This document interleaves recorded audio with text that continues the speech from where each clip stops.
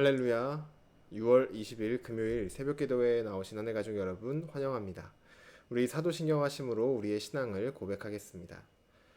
전능하사 천지를 만드신 하나님 아버지를 내가 믿사오며 그 외아들 우리 주 예수 그리스도를 믿사오니 이는 성령으로 잉태하사 동정녀 마리아에게 나시고 본디오 빌라도에게 고난을 받으사 십자가에 못 박혀 죽으시고 장사한 지 사흘 만에 죽은 자 가운데서 다시 살아나시며 하늘에 오르사 전능하신 하나님 우편에 앉아 계시다가 저리로서 산자와 죽은 자를 심판하러 오시리라. 성령을 믿사오며 거룩한 공회와 성도가 서로 교통하는 것과 죄를 사하여 주시는 것과 몸이 다시 사는 것과 영원히 사는 것을 믿사옵나이다. 아멘. 우리 찬송가 292장 주 없이 살 수 없네 함께 찬양드리겠습니다. 찬송가 292장 주 없이 살 수 없네 함께 찬양드리겠습니다. 주 없이 살 수 없네 죄인의 구주여 그 귀한 보배 피로 날 구속하소서 구주의 사랑으로 흘리신 보혈이 내 소망 나의 위로 내 영광 됩니다. 주 없이 살 수 없네 나 혼자 못 서리 힘없고 부족하며 지혜도 없도다.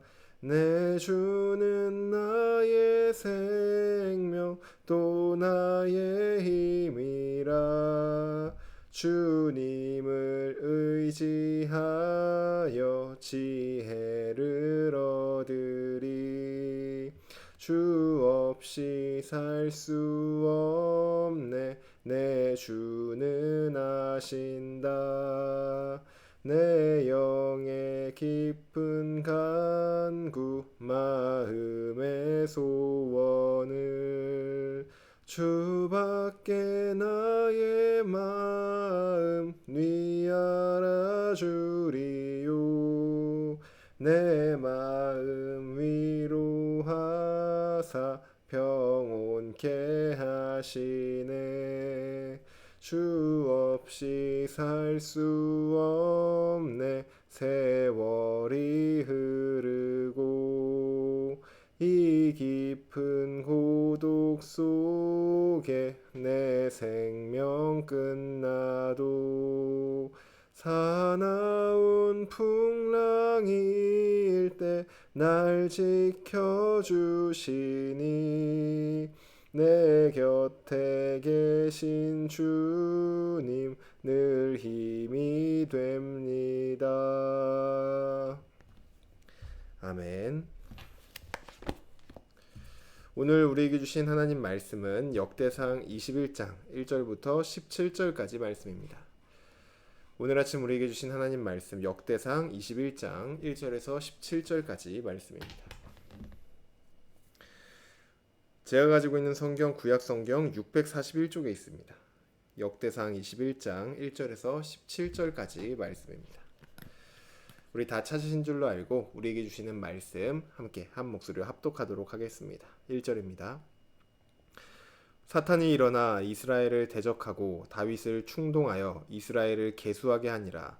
다윗이 요압과 백성의 지도자들에게 이르되 너희는 가서 브엘세바에서부터 단까지 이스라엘을 계수하고 돌아와 내게 보고하여 그 수효를 알게 하라 하니 요압이 아뢰되 여호와께서 그 백성을 지금보다 100배나 더하시기를 원하나이다.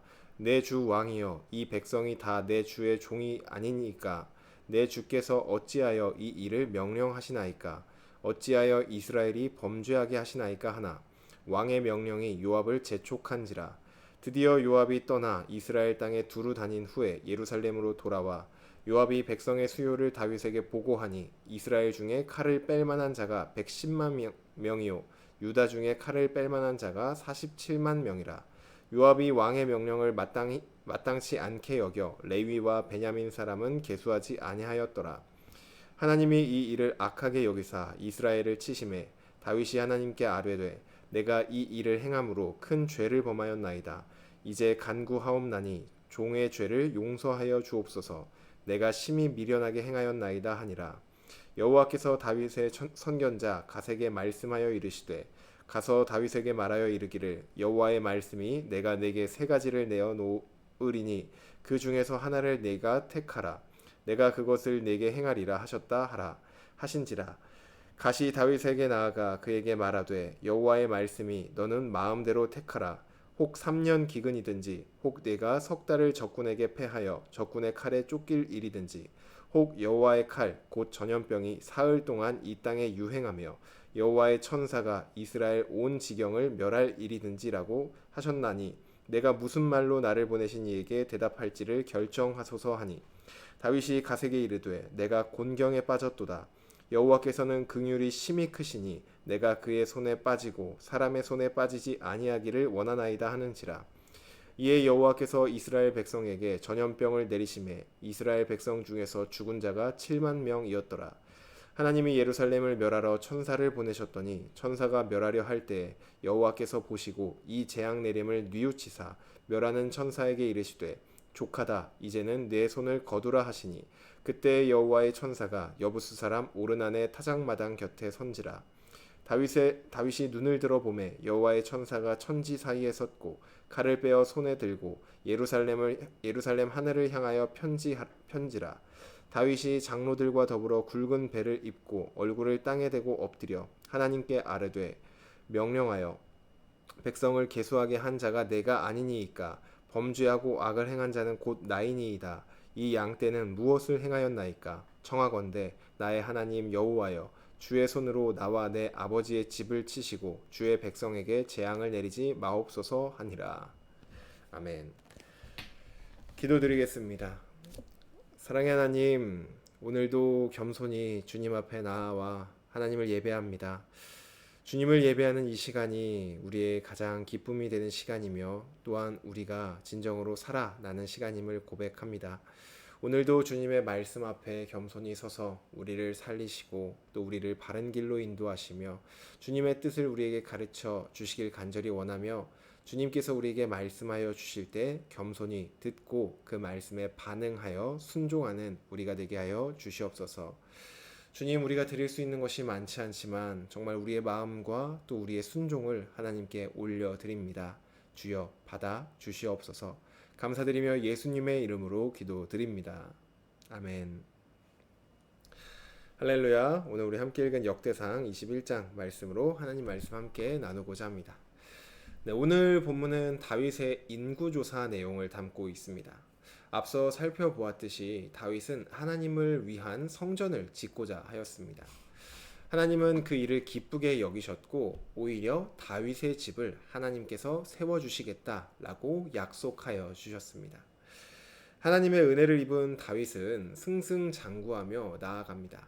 그리고 전쟁에서 승리하고 여러 가지 은혜와 복들을 누리며 살아갔습니다.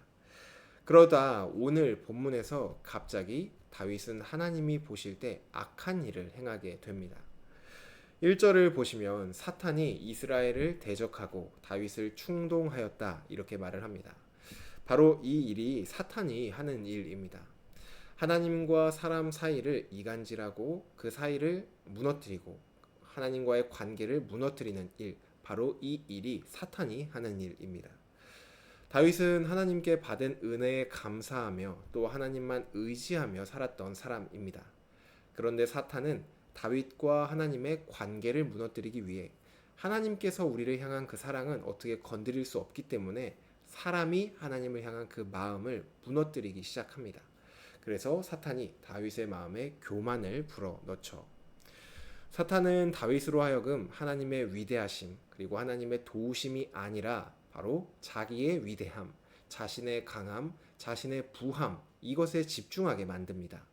그리고 그 결과 다윗은 유혹에 넘어가 자신의 힘을 드러내기 위해 이스라엘 백성들을 계수해라 이렇게 명령을 하게 되죠.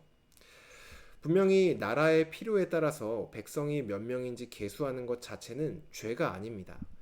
하지만 다윗이 이 백성을 계수하려고 했던 것은 지극히 자신의 강함과 내가 지금 이 정도로 강해 이것을 뽐내기 위한 일이었습니다. 그래서 3절을 보시면 다윗의 명령을 받은 이 요압이 이 백성이 다 왕의 것이고 하나님께서 더 많게 만들어 주실 것인데 어찌하여 이스라엘이 범죄하게 하려고 하느냐 이렇게 다윗을 말립니다. 다윗은 자신이 잘못된 길로 갈 때 그것을 막아줄 수 있는, 그것에 대해서 말해줄 수 있는 아주 좋은 신하를 데리고 있었던 것이죠. 하지만 이미 그 마음에 교만이 들어온 다윗은 이러한 요압의 말이 들리지 않습니다. 그래서 요압을 재촉하여서 오히려 빨리 그 백성을 계수하라고 명령하여 결국은 백성을 계수하게 됩니다. 비록 다윗은 하나님 앞에서 악을 행하였지만 그가 잘했던 것이 한 가지 있습니다. 무엇이냐면 8절에 보시면 하나님께서 이 일을 악하게 여기신다는 것을 알고 곧장 하나님 앞에서 회개했다는 것입니다. 다윗은 자신의 잘못 앞에 곧장 회개하는 것, 이것이 다윗의 잘하는 일이죠. 우리도 하나님 앞에서 죄의 유혹에 넘어지고 또 그 사탄의 꾀임에 빠질 때가 있습니다. 물론 우리 마음 같아서는 죄의 유혹에 넘어지지도 않고 사탄이 우리를 넘어뜨리려고 할 때 그것에 넘어지지 않는 것, 이게 제일 베스트이겠지만 사실상 그것이 불가능하다는 것을 너무나도 잘 알고 있습니다. 성경의 유명한 사람들도 이 죄의 유혹에 넘어지는 것을 우리는 쉽게 발견할 수 있죠. 우리를 포함한 모든 사람들은 바로 이 죄의 유혹에 넘어질 수밖에 없습니다. 이때 우리가 죄에서 넘어지지 않을 수는 없지만 한 가지 우리가 할 수 있는 것이 있습니다. 바로 넘어진 우리의 마음, 하나님께 돌이켰던 우리의 마음, 죄를 범하였던 우리의 마음을 다시 하나님께를 돌이키는 회개는 우리가 바로 할 수 있습니다. 그래서 우리는 죄를 깨달았을 때 그 즉시로 하나님 앞에 회개해야 합니다. 다윗은 자신의 잘못 앞에 하나님께 곧장 회개를 하였고 하나님은 다윗의 그런 회개를 받아 주셨습니다. 그래서 선견자 갓을 통하여서 다윗에게 이렇게 말씀하시죠. 하나님께서 세 가지 선택지를 다윗에게 주셨는데 첫 번째 선택지는 3년 동안 이스라엘 땅에 기근이 와서 기근을 겪는 것. 두 번째 선택지는 3달 동안 적군에게 패배하여 쫓겨 다니는 것. 세 번째 선택지는 전염병이 3일 동안 유행하는 것, 이것입니다. 그런데 여기서 우리가 한 가지 의문이 드는 것은 다윗이 하나님께 죄를 범한 것이 맞습니다. 그리고 다윗이 하나님 앞에 회개를 곧장 드렸는데 왜 하나님은 다윗에게 이러한 세 가지 중 한 가지 벌을 선택하여 받게 하는 것일까라는 의문입니다. 우리가 생각할 때는 회개를 했으면 용서를 받으면 이제 뭐 벌이나 이런 것이 다 해결되는 거 아닌가라는 의문이, 이러한 생각이 있기 때문입니다. 그런데 다윗이 하나님께 회개를 했음에도 하나님께서 벌을 내리시는 이유는 바로 하나님께서 공의로운 분이시기 때문입니다. 용서는 용서이고 죄에 대한 그 대가는 치러야 된다는 것이죠. 하나님은 다윗의 회개를 받아 주셨습니다. 하지만 그렇다고 해서 그가 지었던 죄가 사라지는 것은 아닙니다. 그렇다면 우리는 어떨까요? 우리가 회개할 때도 우리가 수많은 죄를 짓고 하나님 앞에 회개를 하는데 그때도 하나님은 우리를 용서해 주시지만 우리가 죄를 범한 그 죄에 대한 대가는 우리가 다 감당해야 되는 걸까요? 우리는 아닙니다. 왜냐하면은 우리의 주님께서 십자가에서 그 모든 죄에 대한 형벌들을 다 이미 받으셨기 때문입니다. 그래서 우리가 뭔가 일이 잘 안 풀리고 어딘가 좀 내가 아프고 내가 어떤 일이 잘 안 될 때 이런 생각을 할 때가 많습니다. 내가 하나님한테 죄를 지어서 내가 너무 잘못한 게 많아서 이런 일이 나한테 생기는가 보다, 이런 생각을 하는데 절대 이런 생각을 하실 필요가 없습니다. 왜냐하면 우리의 모든 그 죄에 대한 대가와 형벌은 우리의 주님께서 다 받으셨기 때문입니다. 주님께서 십자가에서 죽으셨을 때 그 십자가의 능력은 그렇게 우리의 잘못에 따라 우리가 벌을 받고 우리 인생이 힘들어지고 이런 것들을 지켜주지 못할 만큼 능력이 없지 않습니다. 우리 주님은 단번에 죽으심으로 우리가 받아야 할 모든 형벌들을 다 이미 받으셨습니다. 그럼에도 우리가 만날 수 있는 여러 가지 문제들과 어려운 상황들은 내가 하나님께 잘못해서 내가 죄를 지어서 하나님께 받는 벌이 아니라 깨어진 세상에서 어쩔 수 없이 겪게 되는 그러한 문제들입니다. 이러한 문제들은 우리 주님께서 다시 오실 때에 비로소 완전히 다 사라질 것입니다. 그때까지는 우리가 말씀대로 잘 살아도 혹은 우리가 넘어지고 회개를 해도 우리 인생 가운데는 이해할 수 없는 문제와 어려움들이 찾아옵니다.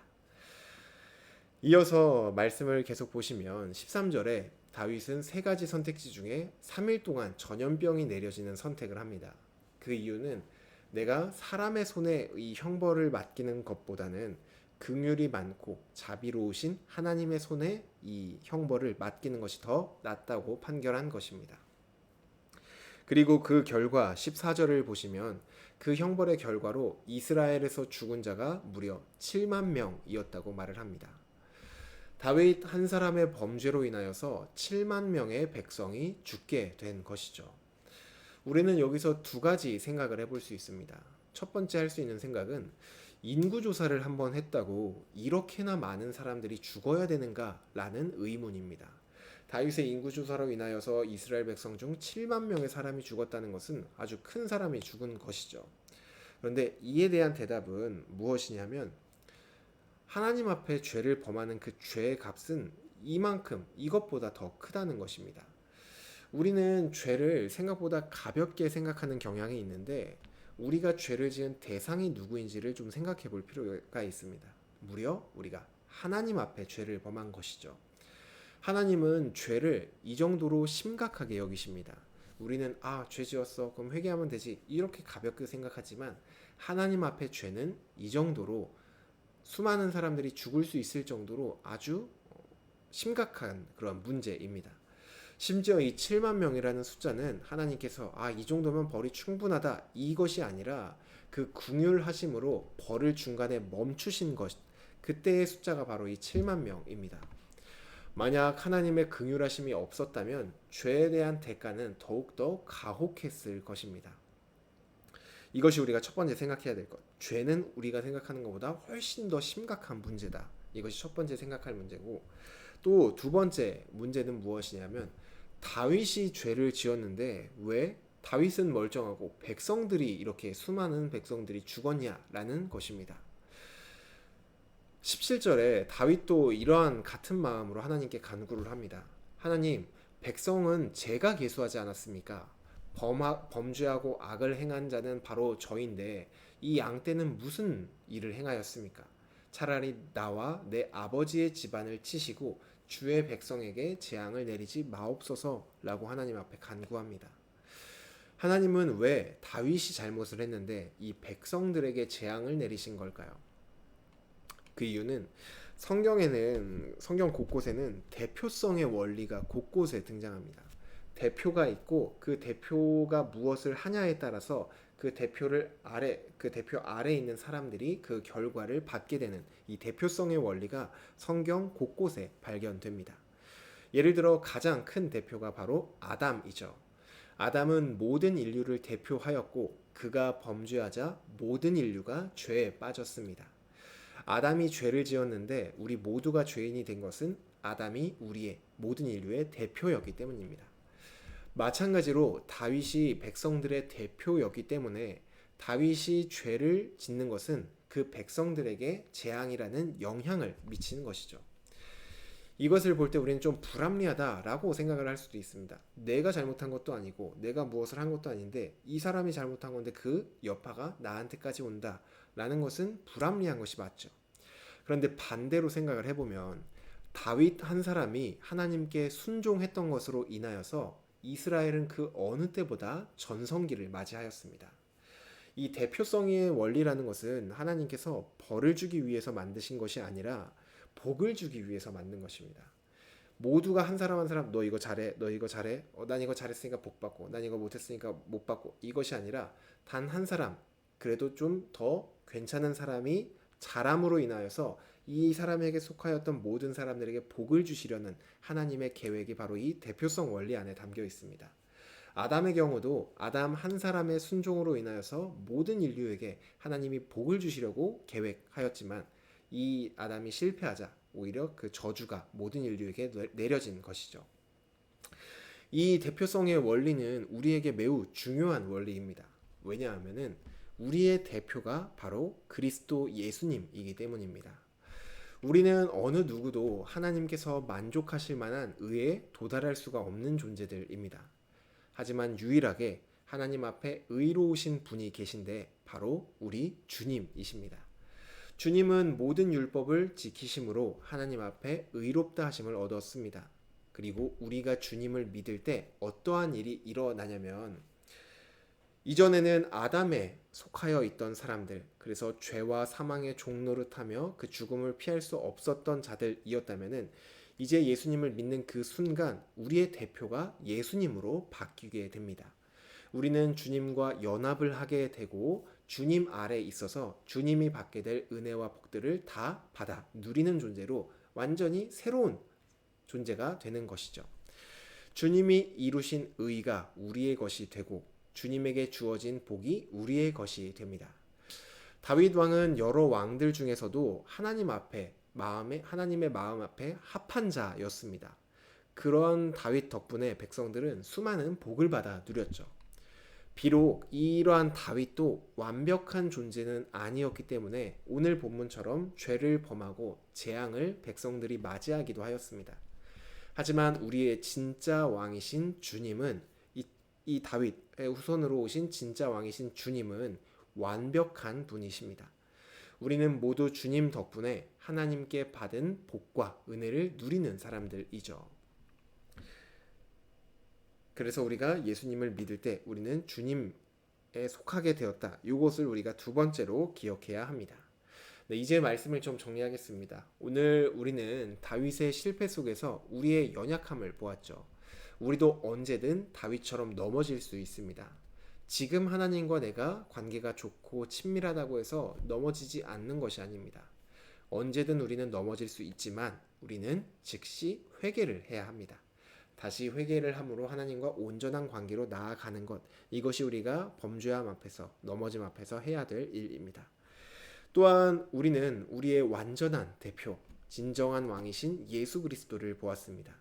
우리가 아무리 실패해도 우리의 대표이신 예수님은 실패하지 않습니다. 그러므로 우리는 언제나 다시 하나님 앞에 나아갈 수 있고 다시 회복될 수 있습니다. 우리의 대표이신 주님께서 우리에게 주신 은혜와 복을 항상 누리며 살아가는 저와 여러분이 되기를 주님의 이름으로 축복합니다. 주신 말씀 놓고 기도하겠습니다. 사랑의 하나님, 오늘 이 아침도 우리에게 말씀하여 주시니 감사합니다. 하나님, 우리가 때때로 너무나도 쉽게 하나님을 향한 우리의 마음을 교만이나 어떤 다른 욕심이나 그런 것들로 인하여서 하나님을 향하였던 우리의 마음을 다른 데로 돌이킬 때가 너무나도 많이 있습니다. 하나님, 우리가 이 죄를 완전히 우리 마음속에서 제거할 수는 없지만 정말 죄를 평생 동안 안 지을 수는 없지만 한 가지 우리가 할 수 있는 그 일을 하길 원합니다. 우리가 넘어졌을 때, 우리가 죄의 유혹에 넘어갔을 때 다시 마음을 돌이켜 하나님께 나아가는 그 회개를 그 즉시로 할 수 있는 은혜를 허락하여 주시옵소서.